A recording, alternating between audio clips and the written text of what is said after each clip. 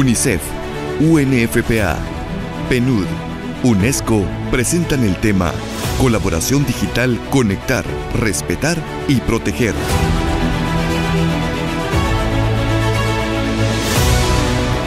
Bienvenidos y bienvenidas al conversatorio sobre colaboración digital, conectar, respetar y proteger.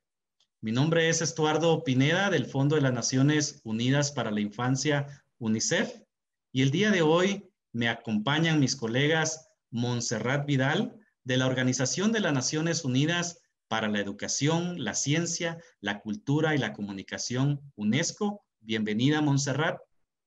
Muchísimas gracias, Estuardo. Me da mucho gusto estar participando el día de hoy junto a mis colegas para poder apoyar y aportar en este seminario tan importante para el país.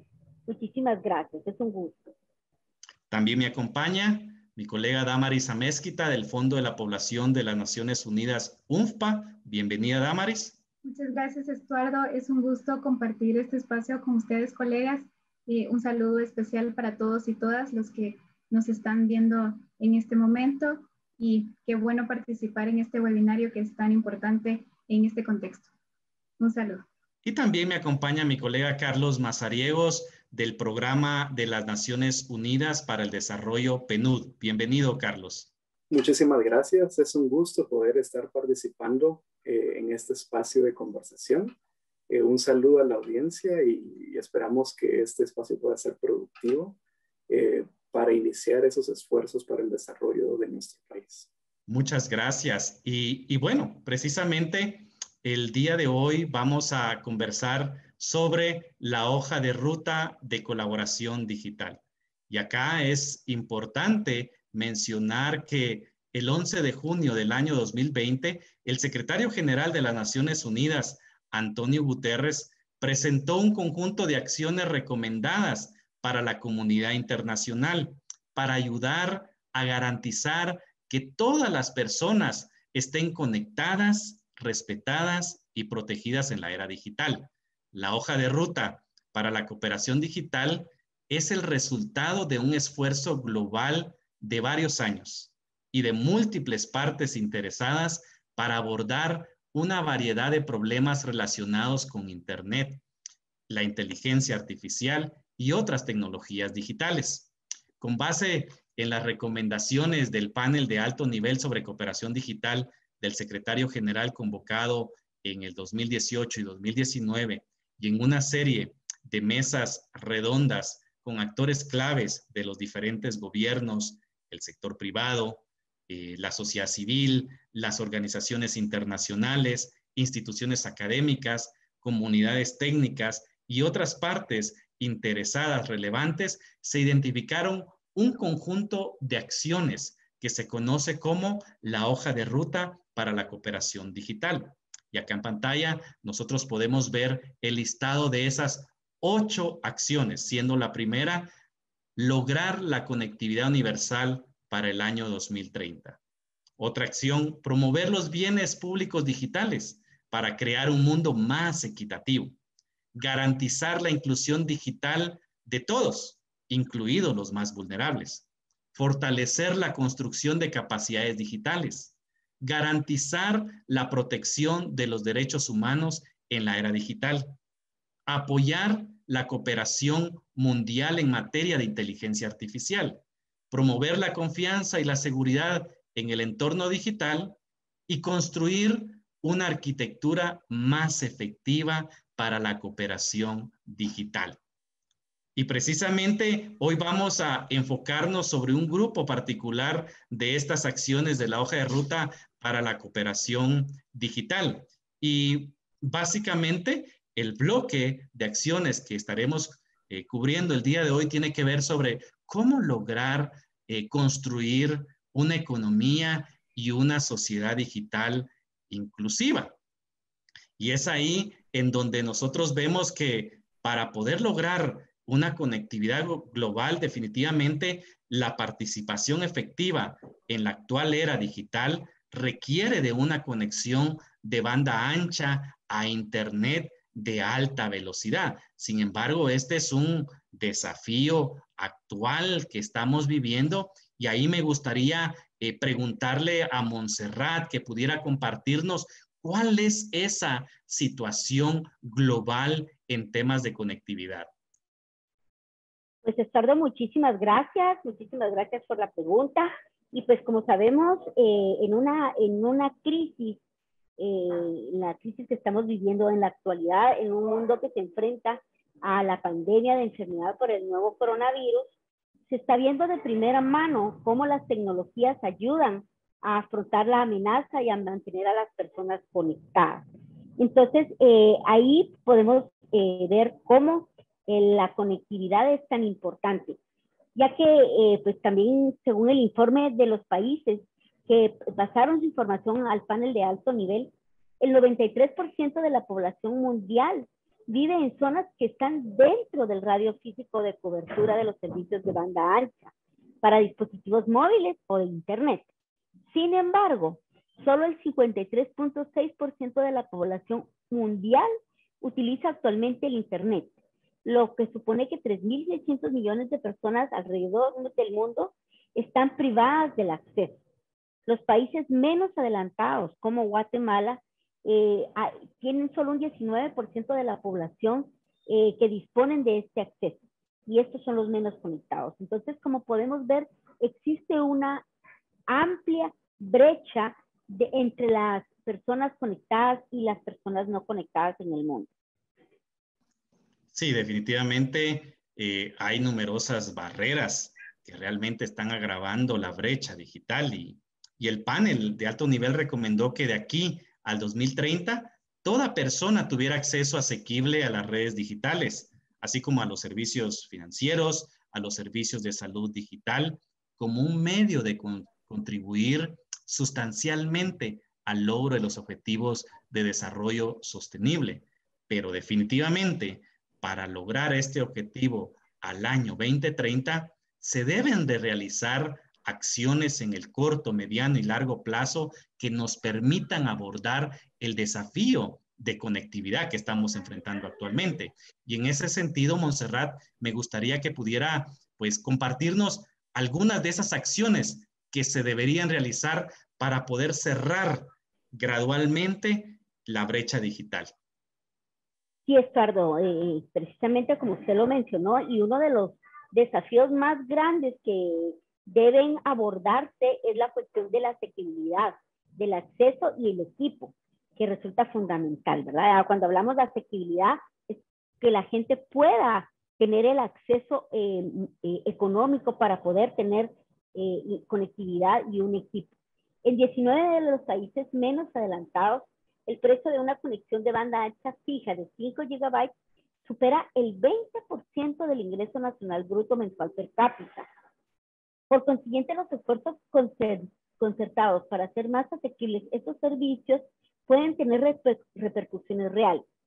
En los países de ingresos bajos y medianos, romper el monopolio de los servicios de banda ancha puede ahorrar a los usuarios hasta $7.33 por gigabyte de datos móviles.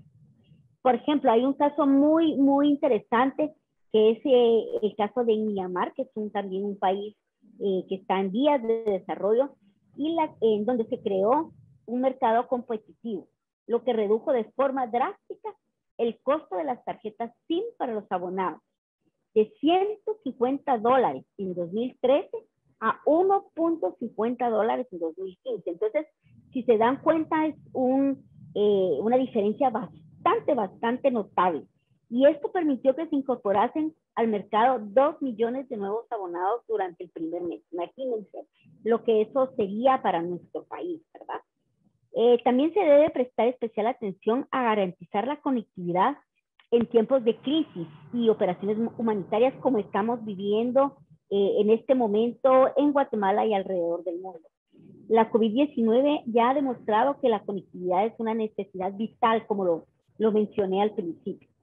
La falta de acceso a Internet ha amenazado directamente la capacidad de las personas de salvar sus propias vidas y sus medios de sustento, así como la de los gobiernos y los trabajadores de primera línea de responder con rapidez y eficacia. En la presente crisis se debe dar prioridad a la conectividad como base para garantizar el mantenimiento de los servicios esenciales, facilitar la alfabetización digital y promover la inclusión social. Debemos de priorizar los servicios básicos como la educación, por ejemplo. O sea, hemos visto cómo durante esta situación la educación se ha visto grandemente afectada, no únicamente en Guatemala, sino alrededor del mundo. La cantidad de niños y niñas que han perdido la posibilidad de estudiar ha sido enorme. Y por medio de las nuevas tecnologías podemos reducir esta situación. Entonces, sí, reducir este caso y los servicios de salud también es importante incluirlos en este tema. Esto puede ser de vital importancia para todo el mundo. Muchísimas gracias, Eduardo.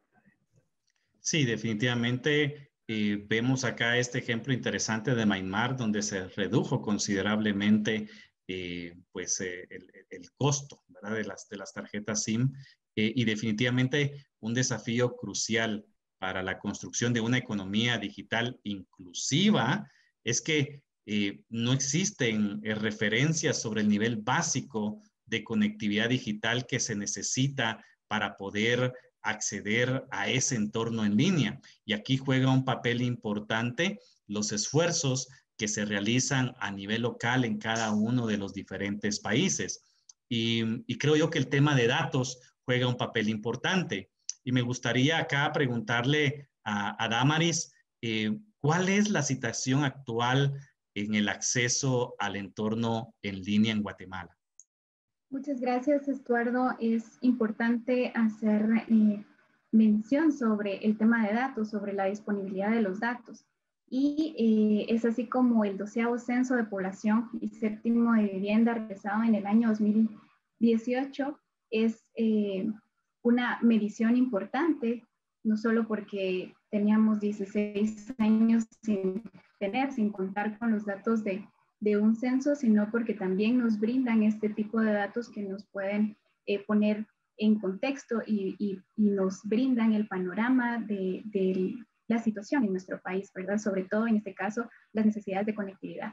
El censo 2018 hace 2 tipos de mediciones, tanto a nivel de personas como a nivel de hogares. El indicador general que vemos en el lado izquierdo, el 29.3%, un poco más del cuarto de la población de personas de 7 años o más hacen uso de Internet. Tenemos ese indicador general. También el porcentaje de hogares con servicio de Internet es bastante bajo, es de 17.3%. Asimismo, podemos hacer otro tipo de desagregaciones y vemos que el porcentaje de personas de 7 años o más que usan Internet de hombres en el país es de 31.2%. Este indicador vemos que está por encima del indicador general, en contraste con el indicador de mujeres, que es de 27.6% de mujeres de 7 años o más que hacen uso de Internet, está por debajo del indicador general, además teniendo una brecha por lo menos de 3 puntos porcentuales entre hombres y mujeres. Asimismo, quisiera mencionar las brechas existentes del uso de Internet para los pueblos originarios y para otros grupos identitarios, y podemos ver en la gráfica, a partir del derecho de autoidentificación, la población que se autoidentificó como extranjera tiene un mayor porcentaje de uso de Internet, representando el 67.7%, mucho menor el grupo identitario de ladinos o mestizos, que representan el 39.2%, los afrodescendientes con un 38.4%, y luego vemos los porcentajes de pueblos originarios, tanto garífonas, xincas como mayas. El pueblo garífona representando un 36.5%, y podemos ver un claro rezago de la población maya y de la población xinca, con un 15.7% para la población maya y el 17.3% para la población xinca. Asimismo, podemos mencionar las desagregaciones por área geográfica, En este sentido, el total de personas que hacen uso de Internet de 7 personas o más, vemos que residen mayoritariamente en zonas urbanas, vemos que hay mayor acceso a conectividad en zonas urbanas, el 78%, no así para las zonas rurales que solo representan el 22%. Y en este sentido, Estuardo, también quisiera acotar el dato sobre, bueno, el dato a nivel departamental, que es importante tener en consideración, sobre todo para la toma de decisiones. En el departamento de Guatemala es el único departamento que tiene un poco más del 50% de uso de Internet. No así otros departamentos que están mucho más rezagados, los puntos porcentuales son menores al 20%. Tenemos Alta Verapaz con un 13%, a Totonicapán, a Huehuetenango, a San Marcos y a Quiché con de 18 a 19% de uso de Internet. Creo que esto es importante mencionarlo, sobre todo en este contexto, y identificar y hacer ver las brechas que presenta nuestro país. Definitivamente estos datos nos muestran los desafíos que tenemos a nivel local en Guatemala y definitivamente nos ayudan para poder analizarlos y poder tomar decisiones que se conviertan en acciones que nos permiten poder ir cerrando esa brecha digital. Y en base a eso, Damaris, ¿cuáles serían estas acciones que deberían realizar los diferentes gobiernos para poder ir cerrando la brecha digital? Muchas gracias, Estuardo, por esa pregunta. Y yo creo que un primer paso es tener a disponibilidad los datos para identificar y accionar para reducir esta brecha digital, sobre todo que el censo de población es una de las fuentes con la que podamos medir uno de los objetivos de desarrollo sostenible, que es poder identificar esas necesidades de conectividad, ¿verdad? También en el plano nacional, los gobiernos y las comunidades con el apoyo de coaliciones de múltiples interesados pueden hacer estas evaluaciones locales y regionales de las necesidades de conectividad para poder crear planes generales de conectividad. Además, se puede ir facilitando sobre la marcha datos específicos acerca de los niveles de conectividad y los proyectos que faciliten la creación de modelos de financiación adecuados. Asimismo, según se señala cada vez más en las deliberaciones de la Comisión sobre la Banda Ancha para el Desarrollo Sostenible, las tecnologías emergentes también desempeñan un papel fundamental en la promoción de la conectividad y la economía digital, ya que estas pueden contribuir a suministrar, supervisar y financiar la conectividad a Internet. Muchas gracias, Damaris. Definitivamente acciones interesantísimas a tomar en cuenta para poder iniciar a cerrar esa brecha digital. Y bueno, realmente es importante también mencionar que en la medida que se vaya cerrando la brecha digital, que exista acceso al Internet, que exista conectividad, hay otros retos también, porque una vez se tiene acceso al Internet, también es importante ver que los recursos digitales deben estar disponibles para todos y todas. Y en ese sentido, el panel de alto nivel ha recomendado que una amplia alianza multisectorial en la que participen Naciones Unidas también y los diferentes sectores puedan crear una plataforma para compartir estos recursos públicos digitales que puedan atraer talento, puedan agrupar conjuntos de datos de manera respetuosa, respetando la privacidad de los datos en los diferentes ámbitos de interés para lograr los objetivos de desarrollo sostenible. Y acá entonces entra una palabra interesante, un concepto interesante, que son los bienes públicos digitales.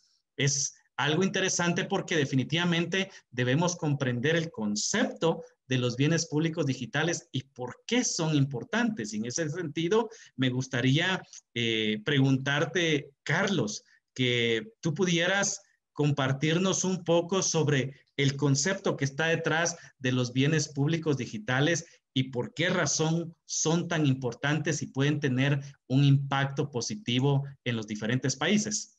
Muchísimas gracias. Sí, de hecho, la definición del bien público digital se surge a partir de esta hoja de ruta para la cooperación digital.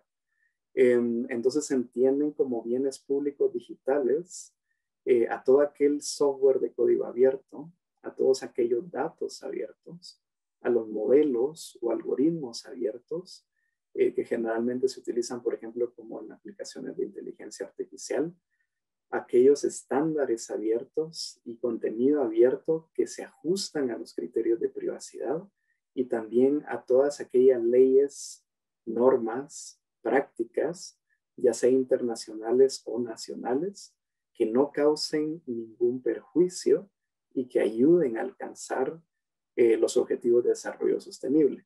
Ahora bien, ese es un concepto bastante amplio y por lo mismo se ha definido un estándar, creado un estándar de bienes públicos digitales, el cual establece una línea base que debe cumplirse para obtener un reconocimiento como un bien público digital. Esto por medio de lo que se conoce como la Alianza de Bienes Públicos Digitales y también para ese reconocimiento a nivel de la comunidad en general. Este estándar en sí es un proyecto abierto y por lo tanto es abierto a la contribución de todas y todos. Muchas gracias, Carlos. Y definitivamente hablar de datos abiertos, código abierto es interesantísimo porque si recordamos, Internet como tal inició su camino como una red administrativa públicamente. Conforme a una ética de código abierto fue administrada, que alentaba la colaboración y la experimentación. Sin embargo, con el tiempo, el porcentaje de Internet que es de código abierto y público ha disminuido considerablemente. De ahí que no sea fácil acceder a gran parte de la información en línea que es más útil, especialmente para quienes más lo necesitan. Y en ese sentido, el tema de código abierto, datos abiertos, juega un papel muy relevante. Y acá me gustaría, Carlos, que pudiéramos profundizar un poco más en por qué son necesarios los datos digitales de código abierto.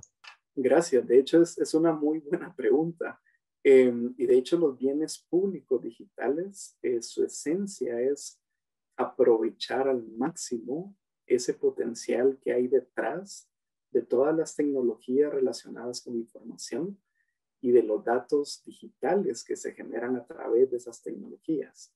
Esto con miras a alcanzar los objetivos de desarrollo sostenible y en particular en los países de bajos y medianos ingresos, como es el caso de Guatemala. Hay un ejemplo bastante interesante que permite visibilizar este tipo de beneficio. Por ejemplo, durante el brote del ébola que tuvo lugar en África Occidental entre los años 2014 y 2015, se logró utilizar nuevas tecnologías e información. A partir de datos agregados, se pudieron derivar nuevos aprendizajes o perspectivas. Estos datos fueron hechos públicos y de acceso a analistas en particular, y esto logró jugar un rol decisivo para la contención de ese virus en ese entonces. Es evidente que el uso de tecnologías como Big Data e inteligencia artificial es esencial para crear estos bienes públicos digitales en forma de perspectivas prácticas y generalmente son útiles en análisis en tiempo real o cerca de tiempo real y también de carácter prospectivo o viendo hacia tendencias hasta el futuro. Finalmente, todo este tipo de beneficios pueden permitir también abordar retos relevantes. Nuevamente, como detectar nuevos brotes de enfermedades, contrarrestar también la desinformación e incluso medir impactos en poblaciones vulnerables. Gracias, Carlos. Y definitivamente es interesante el ejemplo que mencionas de África Occidental, y en donde podemos ver que realmente el acceso a todo lo que son datos abiertos realmente puede tener un impacto positivo a la hora de tomar decisiones y analizar la información. Y realmente podemos decir que en en la era digital actual, el acceso a las soluciones digitales suele estar limitado por regímenes de derechos de autor y sistemas de derechos de propiedad. Y la mayoría de los bienes digitales existentes de dominio público no son fácilmente accesibles porque su distribución es a menudo un poco uniforme en cuanto al lenguaje, el contenido, la infraestructura que son necesarios para poder accesarlos. Incluso cuando se cuenta con un bien público digital o una solución de código abierto, se sigue requiriendo ese apoyo, esa inversión adicional para poder escalar e implementar de una manera adecuada. Y entonces, en ese sentido, viene esta pregunta realmente de qué esfuerzos coordinados digitales existen actualmente y qué se debería hacer realmente para ayudar a alcanzar los objetivos de desarrollo sostenible, Carlos. Gracias. Sí, de hecho están surgiendo esfuerzos bastante interesantes o plataformas de esas características. Una de ellas es la Alianza de Bienes Públicos Digitales, la cual, bueno, mencionamos antes, ¿verdad? Que es la que ayuda en la parte de estandarización de bienes públicos. Y esta alianza en sí es una iniciativa que involucra múltiples actores y que responden directamente a la falta de una plataforma de referencia. Eso ha sido también enfatizado, este aspecto, por el panel de alto nivel sobre la cooperación digital. Además de la alianza, también hay otras iniciativas complementarias. Por ejemplo, un esfuerzo complementario es el Marco Mundial de Acceso a Datos. El objetivo de este marco es desarrollar infraestructuras técnicas que permitan y amplíen un intercambio de datos en distintas modalidades. Esto para acelerar los procesos de creación de bienes públicos digitales y que al mismo tiempo sean procesos de alta calidad. Ahora bien, estas iniciativas son de hecho esenciales para el desarrollo de estándares comunes sobre datos abiertos que orienten tanto a distintos sectores, tanto como al sector público, al privado, academia, la sociedad civil, entre otros, sobre cómo proporcionar acceso a fuentes de datos con la finalidad de garantizar que más información se pueda convertir en un bien público digital. Esto, por supuesto, respetando la privacidad y la confidencialidad de datos sensibles. Y como último punto, un aspecto también importante en la implementación de bienes públicos digitales es el poder contar con dos tipos de marcos. Uno es en relación a marcos de derechos humanos y otro marcos de gobernanza, ambos que sean rigurosos para fomentar la confianza en la tecnología y el uso de datos digitales y además garantizar la inclusión para no dejar a nadie atrás. Gracias, Carlos. Y bueno, lo que has mencionado al final, ¿verdad? La inclusión para no dejar a nadie atrás, incluyendo los más vulnerables, la niñez, en este caso la niñez guatemalteca, importantísimo. Y realmente, aún incluso cuando está disponible de manera patente el acceso a las tecnologías digitales, sigue siendo desigual. Y como afirma el panel en su informe, las personas que se quedan atrás suelen ser las que menos se lo pueden permitir, porque realmente necesitan tener ese acceso. Y estas divisiones digitales reflejan y amplifican las desigualdades sociales, culturales y económicas existentes. Y definitivamente existen varios ejemplos que está sucediendo realmente el tema de inclusión como un desafío, incluso a nivel global. Y en ese sentido, me gustaría preguntar a Montserrat que pudiera compartirnos un poco más sobre estos retos de brecha digital que tenemos en los diferentes grupos sociales, culturales y económicos actualmente. Por favor, Montserrat. Ricardo, muchísimas gracias. Esta es una pregunta muy importante y es que un claro ejemplo de ello es la brecha de género en el uso de Internet a nivel mundial. En 2 de cada 3 países, los hombres usan el Internet más que las mujeres. Entonces, lejos de que esta brecha se vaya reduciendo, ha ido creciendo hasta alcanzar el 17% en el 2019. E incluso era mayor en los países menos adelantados, donde ascendía al 43%. Problemas similares se plantean en el grupo de migrantes, refugiados, desplazados internos, las personas de mayor edad, jóvenes, niños, personas con discapacidad, que es un grupo muy importante, por supuesto, las poblaciones rurales, los pueblos indígenas, en Guatemala especialmente, en donde sabemos que un gran número de nuestra población pertenece a los pueblos indígenas, es muy importante hacer notar esta gran brecha que existe. La UNESCO en Guatemala recientemente lanzó un estudio que se hizo en cuanto a brecha digital de género, en donde en una escala de 1 al 10, únicamente 4 mujeres estaban conectadas. Pero no es únicamente hablar de conectividad, sino que también de cuál es el uso que las mujeres o que los grupos vulnerables están teniendo dentro de las tecnologías. Porque pues tenemos que también aprender a utilizar estas tecnologías, no únicamente pues para cuestiones de entretenimiento, sino que de producción de contenidos.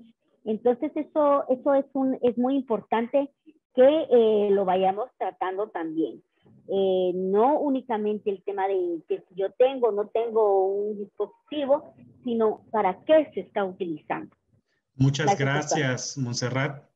Y en ese sentido realmente podemos ver que la pandemia de COVID-19 ha puesto de relieve la urgencia de superar estas divisiones. Y realmente hay que reconocer que las herramientas digitales han sido un salvavidas para millones de personas, pero también ha mostrado esa gran brecha en la cual muchos no tienen acceso a los recursos en línea. Y si no se actúa con rapidez, se corre el riesgo de que las actuales barreras, incluyendo la inclusión digital, se superpongan a los obstáculos existentes al desarrollo. Y es en ese sentido que hemos conversado sobre el tema de conectividad, hemos hablado de los bienes públicos digitales, ahora el tema de inclusión social. Y para ir cerrando este conversatorio, me gustaría preguntarle acá a mis colegas qué acciones ustedes recomendarían a los gobiernos en relación a conectividad, bienes digitales e inclusión digital, una inclusión social como tal. Y me gustaría acá preguntándole a Damaris en temas de conectividad, ¿cuáles son esas acciones que recomendaría? Muchas gracias, Estuardo. Yo creo que en medio del contexto que sufrimos, la emergencia de COVID-19, creo que hay 3 grandes temas en los que siempre tenemos una discusión, ¿verdad? El debate y poder identificar estas brechas. Este sería el tema de salud, el tema de educación y el tema laboral, ¿verdad? Y en temas de conectividad es importante promover modelos nuevos y que puedan tener un efecto transformador para acelerar la conectividad, poder identificar las brechas también en temas de salud, por ejemplo, en registro y vacunación, por ejemplo, en nuestro país, cuál es la brecha que tienen los adultos mayores para poder ejercer este derecho y poder vacunarse, cuál es la brecha que tiene la niñez y la juventud también para poder conectarse y estudiar, tener acceso y derecho a la educación, en temas laborales también, cuál es esta conectividad a lo que todos y todas podemos acceder. De igual forma, me parece sumamente importante acelerar los debates sobre la conectividad, sobre estos temas, como parte de las labores de preparación, de respuesta y también de socorro en casos de emergencia y en situaciones como las que estamos viviendo hoy en día. Muchas gracias. Gracias, Damaris. Y también definitivamente creo que cuando el tema de conectividad, muy relacionado ahora también con el tema de los bienes públicos digitales. Y en ese sentido, Carlos, ¿cuáles serían tus recomendaciones? Muchas gracias. Sí, de hecho, los temas están interrelacionados. Sobre los bienes públicos digitales, para que se materialicen los beneficios, es importante tener 3 tipos de acciones. Uno es el involucramiento de todos los sectores, esto incluido los Estados miembros, el sistema de Naciones Unidas, el sector privado, la academia, la sociedad civil y otras partes interesadas para promover y adoptar soluciones digitales confiables, transparentes e inclusivas.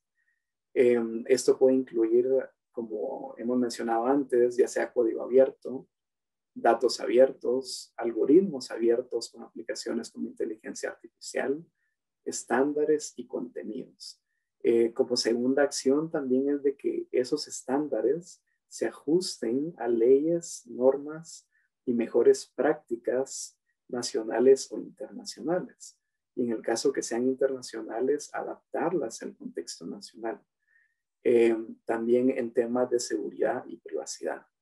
Y como último punto de acción también es de que esta creación y uso de bienes públicos digitales no sean perjudiciales, nuevamente que sean inclusivos para no dejar a nadie atrás. Muchas gracias, Carlos. Y definitivamente, como hemos conversado el día de hoy, incluso al tener los bienes públicos digitales, definitivamente debemos trabajar en temas de inclusión digital, ¿verdad? Para que nadie se quede atrás y permitir que la población más vulnerable, incluyendo la niñez guatemalteca, pueda tener acceso a esos recursos. Y en ese sentido, en temas de inclusión digital, ¿cuáles serían las recomendaciones, Montserrat?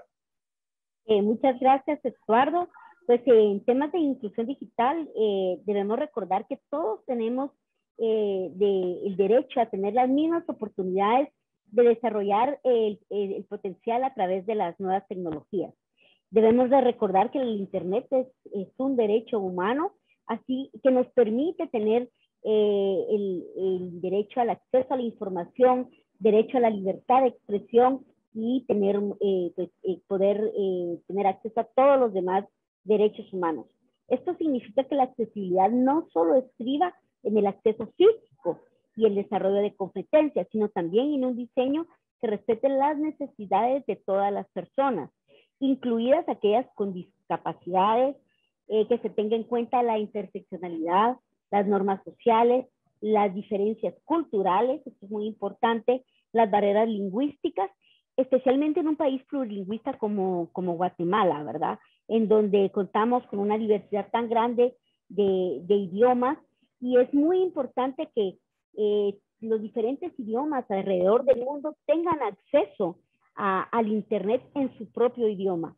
Y esto también, que no sea únicamente acceso, sino que tengan la posibilidad de producir material en su propio idioma. Esto es muy importante y es un desafío muy grande que aún debe vencerse alrededor del mundo.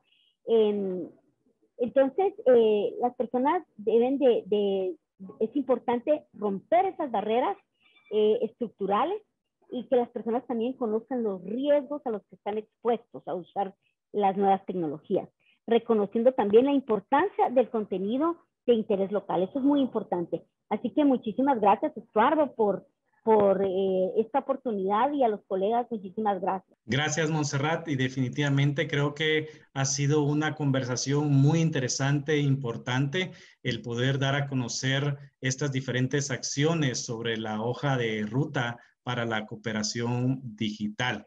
Y definitivamente es fundamental que exista una cooperación digital efectiva para lograr el futuro que queremos y alcanzar los objetivos de la Agenda 2030 para el desarrollo sostenible. Y definitivamente esto no es una tarea que cualquier país, empresa o institución pueda lograr por su cuenta. La cooperación digital es un esfuerzo que involucra a múltiples interesados.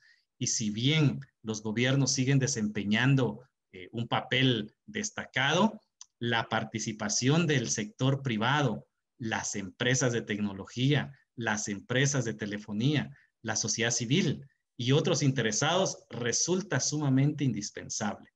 Y por esta razón es que es fundamental que se colabore desde un principio con los diferentes sectores del país, si se quieren adoptar decisiones y políticas realistas y eficaces para poder lograr una colaboración digital que permita conectar, respetar y proteger.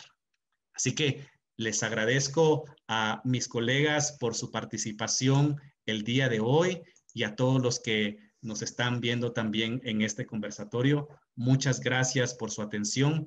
Que tengan un feliz día.